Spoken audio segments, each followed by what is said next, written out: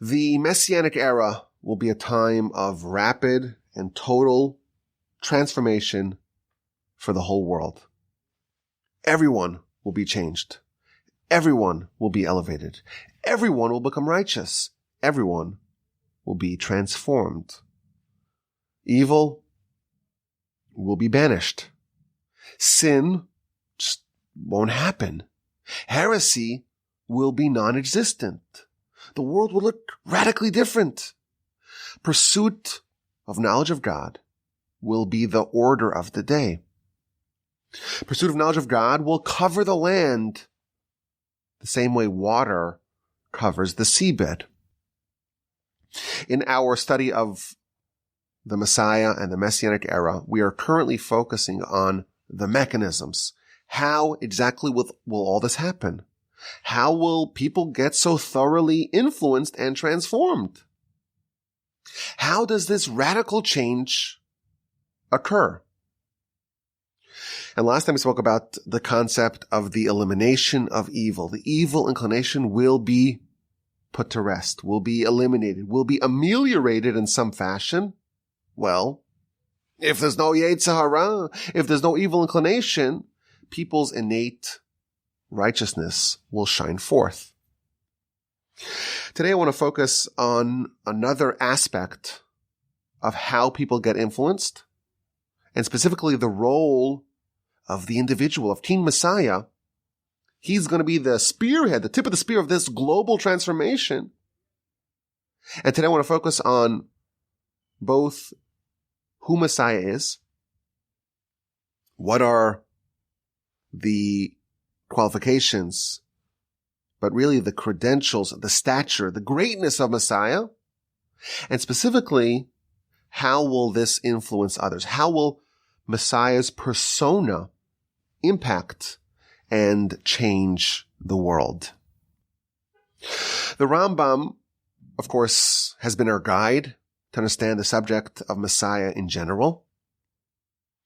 And in the Laws of Repentance, chapter 9, law number 2, he talks about Messiah. And again, he begins by reminding us that the overarching objective of Messiah is to get Olam Haba.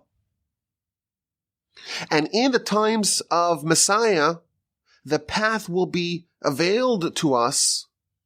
We'll be able to study Torah properly. We'll be able to do mitzvos properly. And through those mitzvos, we'll be able to earn Olam Haba, which is the overall objective. And how will that happen in the times of Messiah? The Rambam tells us.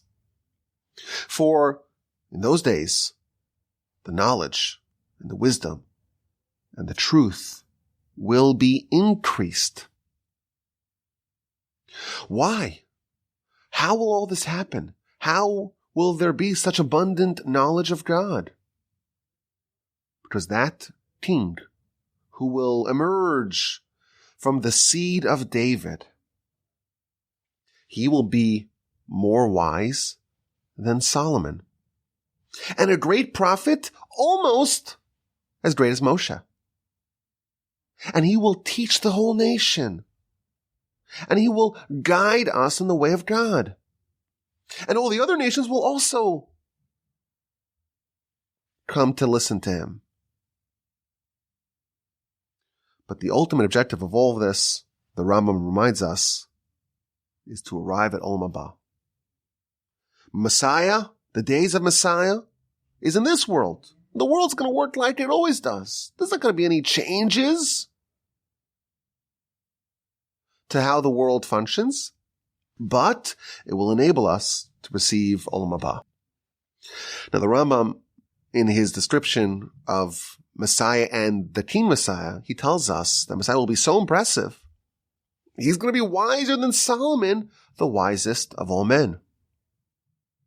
And he's also going to be a prophet. Not quite like Moshe, one notch less.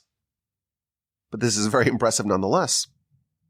And he's going to teach the whole nation and guide the whole people in the path of the Almighty. And that will also spill over to inspire the nations. Everyone's going to want to come hear what he has to say.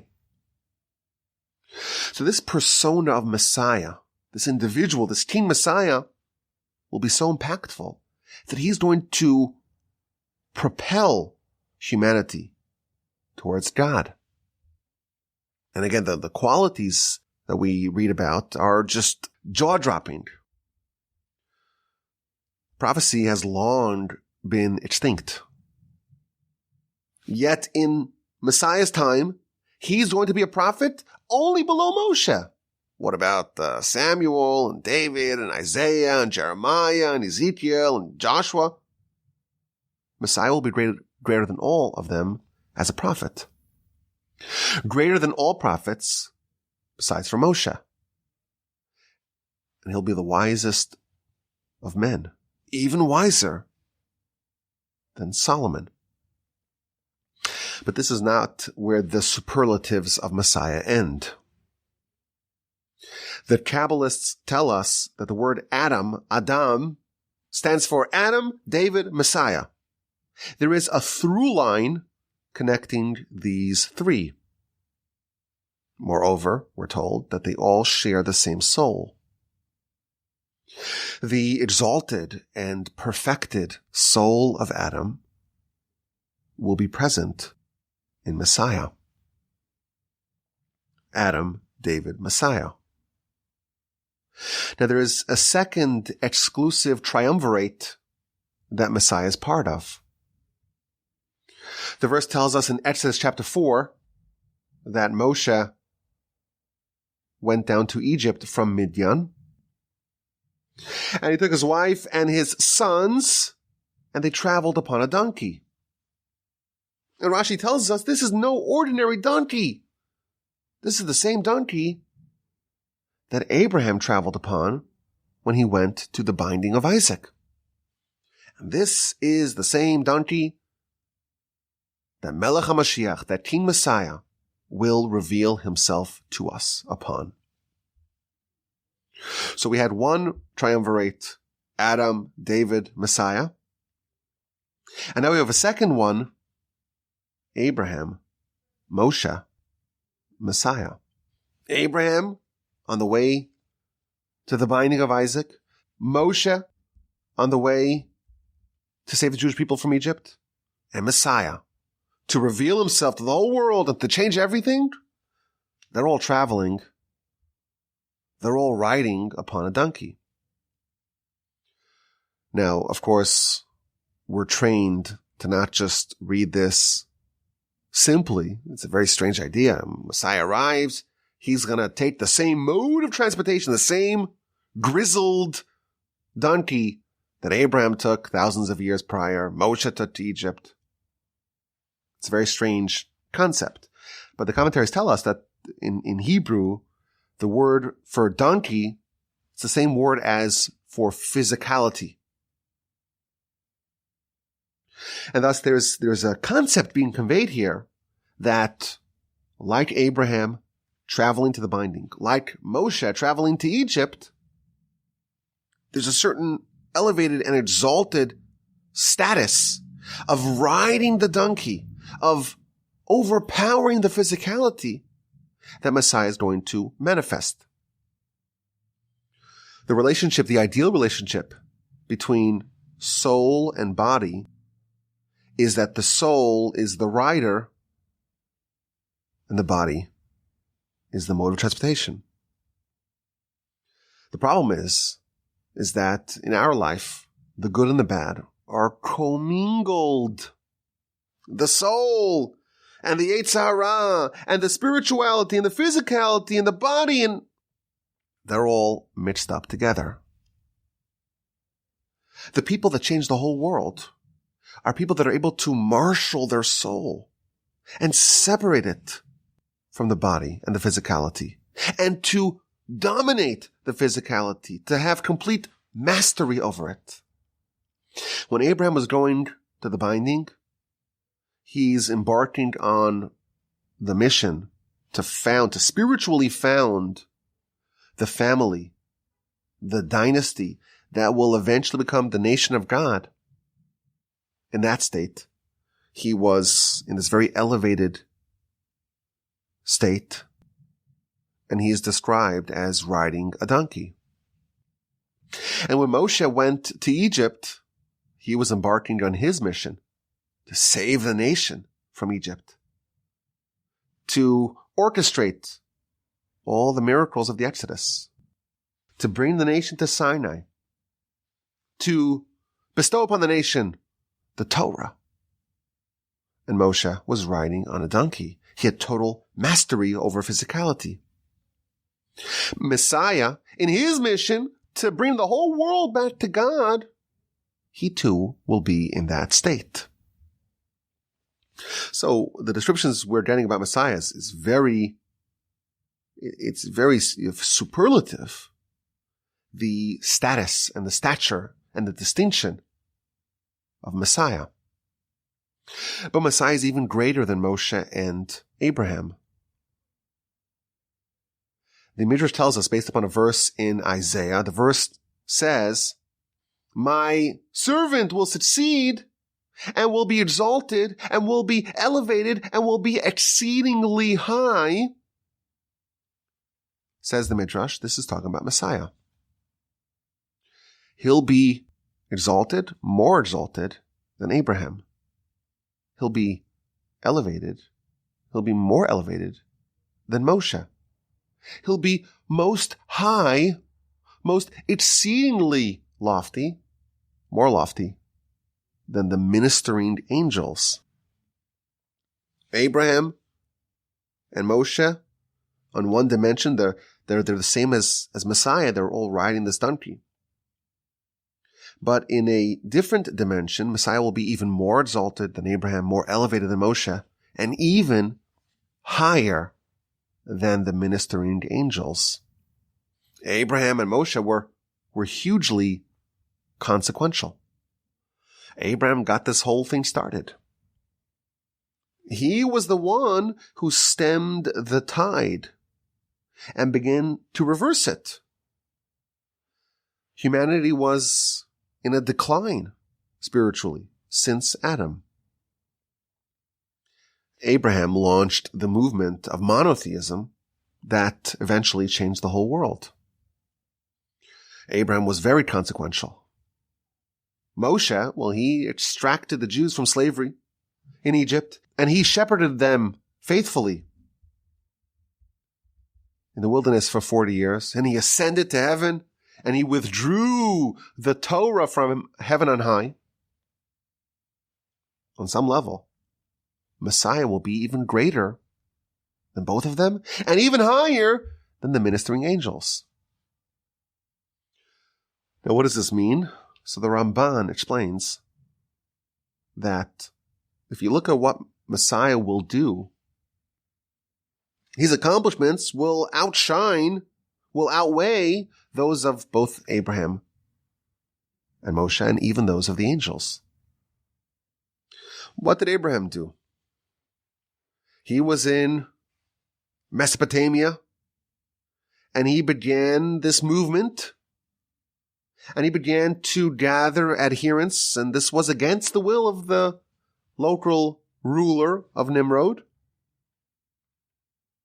But Abraham, in his land, the land of Nimrod, later on in the land of Canaan, Abraham succeeded in changing the attitudes of his countrymen. And he spawned a movement that gained thousands and even tens of thousands of adherents. Abraham did some amazing things. He persuaded legions of followers to repudiate idolatry and to accept full faith in the Almighty. But Abraham played in a limited field. He was operating in his land, and his influence was limited to his environs. What Abraham did in a limited capacity, Messiah will do for the whole world. Messiah is more exalted than Abraham. And his accomplishments will outshine even Moshe's. Moshe, he operated in Egypt, and Pharaoh contested the existence of God, the dominion of God. And Moshe approached him fearlessly And even though, says the Ramban, even though Moshe was a shepherd, the shepherd's the lowest of occupations, Moshe was fearless and wasn't scared of Pharaoh, and he was able to extract the nation from the iron crucible of Egypt. Think about it, the nation was scattered throughout the land of Egypt. And Moshe was able to gather them together and to reconstitute them as a nation and to take them out of their plight. Messiah will do even more. He won't have to deal with one monarch that's recalcitrant. Messiah will have to deal with every monarch, with every ruler. And he won't have to gather the Jews from one land. He'll have to gather them from all the lands. Messiah will do what Moshe did on a global scale. Moshe engaged with Pharaoh, overcame Pharaoh. Messiah will engage and overcome all the rulers, all the sovereigns. Moshe took the Jews who were scattered throughout the land of Egypt and made them into one single unitary nation. Messiah will do that for the whole world. Find every Jew in every corner and bring them back together and reconstitute the nation from amidst the whole world. Moshe was able to speak with Pharaoh, the great king of Egypt, without fear. Messiah will engage with every monarch in the world and find every Jewish soul wherever they may be, from the far-flung corners of the world, and even from the International Space Station. No Jew will be left behind. Moshe unleashed plagues and punishment on Pharaoh. Pharaoh and the Egyptians had mistreated the Jews for hundreds of years. And Moshe, part of his mission, of course, all of this is done with the Almighty's help. But what Moshe did was to mete out punishment and retribution to the Egyptians for what they did. Messiah will have to do that. Will have to extract the nation's vengeance against all who have wronged us in the whole world. Messiah, explains Ramban, is more elevated than Moshe. And even the ministering angels, what do the angels want? They want a perfected world. They want a world that acknowledges the dominion of God. They too are working towards redemption. But Messiah's impact will exceed even the impact of the angels. And then Ramban adds, Messiah will be exceptionally close to the Almighty. In his knowledge of God, Messiah will be unparalleled. Abraham was close to God. God called Abraham my beloved. Moshe was exceptionally close to God. The angels, so to speak, stand to God's right and left. But none of them will equate to the closeness and to the knowledge of God that Messiah will have. So we're getting a description of the resume, if you will, of Messiah. The stature of Messiah. A prophet almost like Moshe, wiser than Solomon, the soul of Adam and David, and riding the donkey, the stature matched only by Abraham and Moshe. His knowledge of God and his impact in effectuating the redemption will exceed that of Abraham, Moshe, and even the angels. Messiah will be very impressive indeed. The most impressive person ever. And he will be capable of unprecedented feats. The verse tells us in Isaiah chapter 11 that the Spirit of God will rest upon Messiah. He'll have the spirit of wisdom, the spirit of insight, the spirit of counsel, the spirit of might, the spirit of knowledge and fear of God. And he will be able to smell with the fear of God. And not with his eyes and his vision will he judge. And not with his hearing will he rebuke. Now, what does this mean? So the Talmud, the book of Sanhedrin on page 93b tells us, what does it mean that he will be able to smell with the fear of God? Says the Talmud, when a case will come before him, most judges, they have to look at the evidence and have to hear the sides and listen to the debate, the back and forth. The role of the judge is to determine, to flesh out who's right, who's wrong, who's guilty, who's innocent. Guilt and innocence is done via the examination of the evidence. You gotta look, gotta hear both sides. Messiah will be able to smell with the fear of God. He is going to be able to judge just by smelling, says the Talmud. The sniff test, as they say. It doesn't pass the sniff test. He'll be able to judge just via scent. And the Talmud tells us that this is actually how they disqualified Bar Kokhba, otherwise known as Bar Koziva. Bar Kokhba was a Jewish king who ruled for a couple of years, and he told the sages that he is Messiah. And they said, well, okay, Messiah is going to be able to smell and judge. Smell and judge. And they brought a court case to him. Just smell. Don't ask any questions. Tell us who is in the right and who's in the wrong. And he wasn't able to do it. And they knew for sure he was a false Messiah, and they executed him. We learn here another element of the stature of Messiah. He's going to be able to judge via smell. Now, the commentaries explain that this means that his sense of prophecy is going to permeate his actual senses. And the Ben Yehoyada explains that Moshe, he had the ability to judge with vision alone. When Moshe needed to find out who was qualified to be a judge, this is in chapter 18 of Exodus, he was able to look and just scan with his eyes to see the people. And he was able to perceive prophecy like that. Prophecy, you typically think of it, you hear a vision, you hear a message, you hear something, and you're able to convey that. Moshe had prophecy in his eyes and his vision. Messiah will have that as well. But on top of that, he will also be able to smell via prophecy. And he won't need to see in order to judge.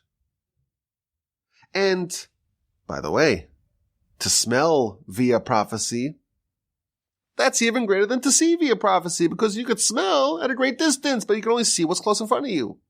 And smell is omnidirectional, whereas vision, you can't see what's happening behind you. This is the stature of Messiah. This is the individual that's going to lead this transformation. Messiah will be at the vanguard of the shift,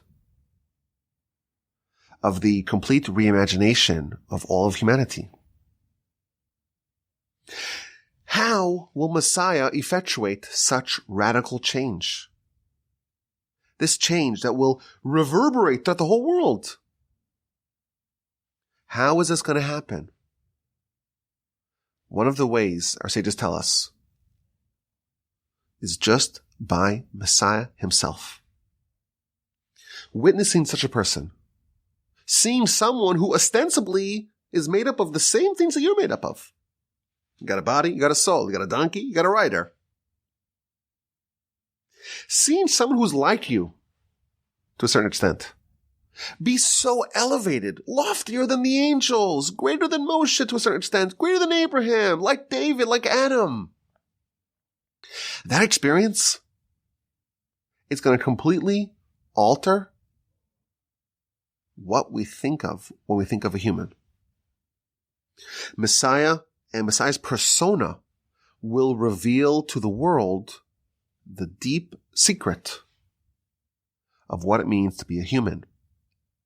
You have one man with a towering, otherworldly soul. Someone who's perfected in all manners of perfection. He will demonstrate to humanity what is the true stature of a human. And if you could witness that, if you could see that, all smallness, all pettiness, all those things that keep us kind of connected and enmeshed in the, so to speak, donkey that we all have within us, all that's going to melt away. Through this greatness of Messiah, and this notion that this is a member of our species, every person will recognize their own stature and their own latent greatness. There's an amazing idea here. Why are things not perfect? Why are humans susceptible to evil?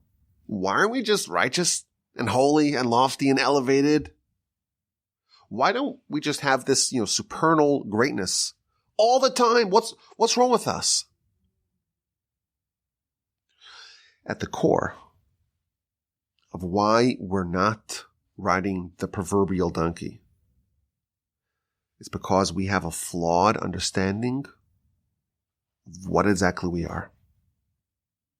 The truth is, every human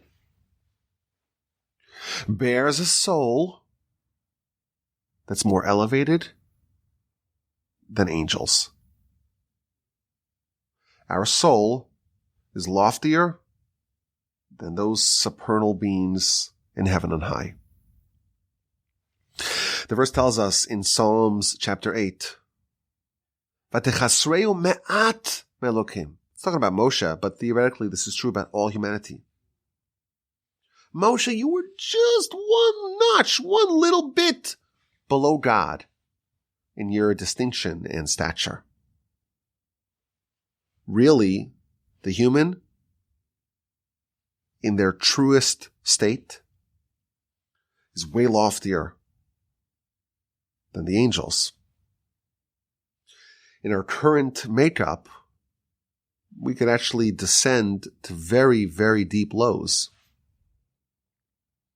Because we have free will, we have this mixture of good and bad, and we have this terrible force within us. We can actually become even lowlier than animals on a spiritual scale. But if we just kind of got outside of ourselves and saw really what we are, what we're supposed to be, if we recognized that essentially man is loftier than the angels, all sin, all pettiness would be below us. Corruption and bad character and envy and anger and heresy, all that would be risible. In that state, we're elevated, we're dignified, we're enlightened in ways that we can't even fathom. And anyone that is going to have the great privilege of just witnessing a person, of witnessing and observing King Messiah, and seeing someone that's just way above the angels, greater than Moshe, greater than Abraham, that experience will forever change how you view yourself. Your self-perception will be completely shattered and rebuilt. And you'll realize just how incredibly elevated and lofty you truly are. Now, to give this idea some context, the Rambam reminded us again and again, don't think that when Messiah comes, we'll ask him to do miracles or signs or to invent new things in the world, to revive the dead. No, we don't do that. We don't have to inspect in Messiah something supernatural. That's what the Rambam says. Now, in the margins of standard versions of Rambam, you have the objections of the Ravid, which is one of the contemporaries of Rambam. And he has a problem with this statement. Wait a minute, we don't ask Messiah for miracles, for signs, for inventing things that had previously not existed? Doesn't the Talmud say that there was a false Messiah named Ben Koziva or Bar Kochba, and he said he was Messiah, and they inspected him and said, well, can you smell, can you sniff and judge? And once he was not able to do that, they executed him. How can Rambam say that we don't ask Messiah for a miracle? We clearly do. My grandfather, of blessed memory, answered this question as follows. The Rambam knew that Talmud. He knew the Talmud very well. In Sanhedrin 93b, the Messiah will to smell and judge, and Bar Koziva or Bar Kochba was not able to do that, and that's why he was executed. What the Rambam is telling us is that we're not asking for miracles. We don't want a suspension of the world as it truly is.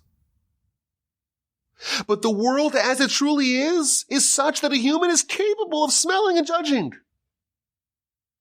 This role of Messiah, this manifestation of Messiah, that is the natural state of humanity. It's not a miracle. It's not something supernatural. And that's precisely why it's so impactful. If you see someone doing miracles, well, what does that have to do with you? That's not me. That's some miracle worker, some sort of guru. That is a different type of human than me. What the Rambam is telling us is that, yes, he will do those things that are miracles, but we will recognize that they're not miracles. And that experience will forever change how we view ourselves. We'll come to the realization that we are loftier than angels. Because the state of humanity in its full manifestation is such that spirituality and spiritual power, it's so overwhelming that it just takes over everything. And part of it is that the senses become now the handiwork or the implements of the soul. And we have an example for this. When Jacob comes to usurp the blessings from Esav, Isaac is blind, and he has to feel to see who is this. And he says a line, I see that the scent of my son is like the scent. It's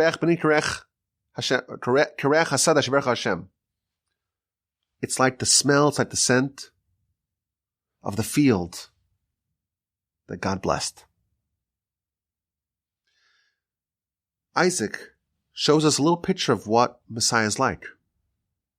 He's able to smell the smell of heaven with Jacob. Messiah is going to take that to the next level. Messiah won't just be able to perceive holiness via smell. He's going to be able to judge via smell. And this is the manifestation of the human in its greatest form, like Adam, like Abraham, like Moshe, like David, like the angels, but even greater than all of them. When Adam was created, The Midrash tells us that the angels mistook him for God, and they sought to worship him. The ministering angels, they could not distinguish between Adam and God. Both Adam and God were so much more elevated than them, they couldn't differentiate between the two. You made mankind. Vatechasreu me'at melukim. Mankind, of course, is a creation, but it's a creation that is almost as lofty as God. Man, in man's true sense, and of course when we say man, we mean mankind. Mankind, we're greater than angels by orders of magnitude. We just don't know it. We just forgot about it. Over the course of time and history and corruption and transformation and change and intermingling of good and bad, that notion was lost. And we forgot who we are and what we're capable of. And we allowed ourselves to buy into the fiction of the Yetzer Hara that we're small, we're petty. Over the course of mankind's history, we were spiritually reduced. Messiah will restore the notion of the greatness, of the exaltedness of humanity. This idea that we're just intelligent and crafty apes, that misperception will be shattered.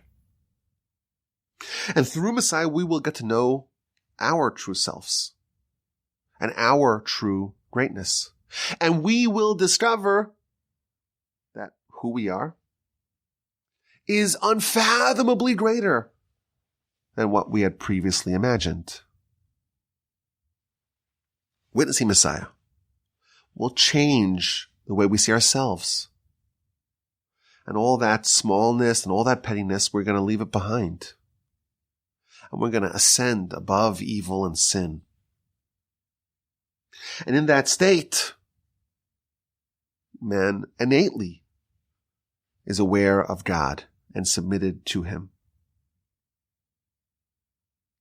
People wonder, who's going to appoint Messiah? How will the coronation of Messiah happen? What jurisdiction, what authority will Messiah have? It's very hard for us to imagine a transition. Well, we have democracy or representative democracy, a republic. And suddenly there's this king, Messiah, coming up. And how's that going to happen? Messiah's greatness will be evident to all, but will come from within. When people will encounter Messiah, they're just going to melt in his presence. And without being appointed, and without any official standing, he will change everything and everyone. The Ramban noted, when he talked about how Messiah is more elevated, more lofty than Abraham, than Moshe, than the angels. The Ramban noted that Moshe was a shepherd, and the shepherd is the lowest of the professions, of the occupations, and he wasn't scared of Pharaoh. Who appointed Moshe? Who appointed Abraham, for that matter? Who gave these people the authority to change the whole world?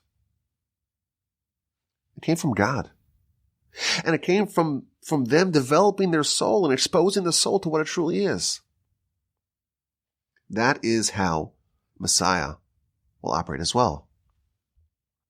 This revelation of this soul, that on its own will change everything. My grandfather, blessed memory, pointed out that really this is a pattern throughout our history. The Rambam, he was a physician. The Ramban as well. Physicians. Who gave him the authority to codify all of Jewish law and to give us the 13 principles of faith and to organize our religion in a canonized fashion? The Arizal did not have any official position. The Gaon of Vilna, the Baal Shem Tov, the Chafetz Chaim, the Chazon Ish, the great giants throughout our history. They weren't appointed. That is what it means to be a great human. Without the trappings of officialdom, without elected office, Messiah too will just ascend and rise above all. And if this was true throughout the generations, it will certainly be true for Messiah. He's not going to have an appointment, some sort of official post granting him, credentialed legitimacy. The will of God. And Messiah's extremely lofty soul and stature will elevate him to the greatest of heights. So we got a deeper picture of who Messiah is. This is a towering figure, an angel-like figure. In some respects, greater than Adam, greater than David, greater than Abraham, Moshe, the angels. A prophet. A prophet whose prophecy permeates them completely. Vision of prophecy. Even smell of prophecy. This is the persona of Messiah. And the revelation of this soul, and it's not a miracle. Everyone knows it's not a miracle. This revelation will make waves the world over. This will elevate us. This will transform us. This will allow us to leave our pettiness and smallness behind. We have a picture, maybe a bit more of a picture of who Messiah is and the role the Messiah will play in changing the whole world. We will still talk more, please God, about other elements of Messiah the individual. But right now, in our pursuit of understanding the mechanisms of Messiah, how does such dramatic and radical change happen? We have another idea to add to our knowledge base.